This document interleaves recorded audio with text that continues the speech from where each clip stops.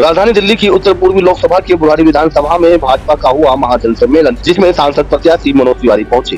बुराड़ी विधानसभा में अनिल त्यागी निगम पार्षद की तरफ से इस महाजन सम्मेलन का आयोजन किया गया, जिसमें हजारों लोगों ने अपनी उपस्थिति दर्ज कराई। मोदी जी को वोट करें, मनोज तिवारी जी को वोट करें, उनका प्रधानमंत्री बनना बहुत जरूरी है, क्योंकि बीजेपी ही एक ऐसी पार्टी है जो सबका साथ सबका विकास लेके चलती है। कांग्रेस पार्टी सिर्फ मुसलमानों का फेवर करती है। बीजेपी ये कहती है हम सत्ता में आएंगे तो वक्फ बोर्ड हटाएंगे, जो बांग्लादेशी घुसपैठिए हैं हम उनको निकालेंगे, और कांग्रेस कहती है हम बांग्लादेशियों को यहाँ पे बसाएंगे और इनको क्या नाम है सीए हटाएंगे, जबकि सीए उन लोगों के लिए है जो पाकिस्तान से, बांग्लादेश से, अफगानिस्तान से हिंदू आए और मुसलमानों की भी शरण दी, अदनान स्वामी को शरण दी। बीजेपी मुसलमानों के खिलाफ नहीं है, आतंकवादियों के खिलाफ है, और आतंकवादियों को हम बिल्कुल बर्दाश्त नहीं करेंगे।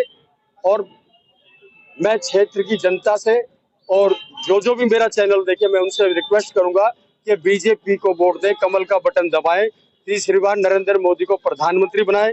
सांसद प्रत्याशी मनोज तिवारी ने बताया कि इस बार उनकी भारी मतों से जीत हो रही है, क्योंकि विश्व मैथिली संघ के अध्यक्ष अनिल झा उन्हें अपना समर्थन दे चुके हैं और कहीं न कहीं उनके समर्थन से 50 लाख लोगों का मत सीधा भाजपा पार्टी को मिलेगा। फायदा भाजपा पार्टी को उत्तरी पूर्वी दिल्ली ही नहीं बल्कि दिल्ली एनसीआर में होगा। कि अनिल झा जी का बीजेपी ज्वाइन करना छोटी घटना नहीं है। वो विश्व मैथिली संघ के अध्यक्ष हैं, बहुत सम्मानित व्यक्ति हैं, और उन्होंने आज बहुत ऐसी बात कही कि जिस पार्टी में महिलाओं को पीटा जाए अब उससे कोई सम्मान की अपेक्षा नहीं रह गई है, ऐसा उन्होंने कहा। और दूसरा उन्होंने कहा कि मोदी जी ने हमारे गांव के 25 घंटे का रास्ता 13 घंटे का कर दिया, तो ऐसे मोदी जी को हम क्यों न सपोर्ट करें, और that's why he join BJP.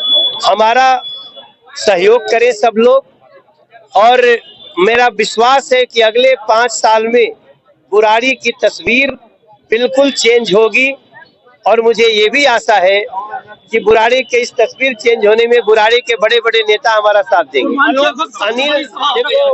Anil त्यागी की क्षमता बहुत कमाल है, वो हनुमान है, उसको बस जगाने की जरूरत है, और हनुमान जग गया है।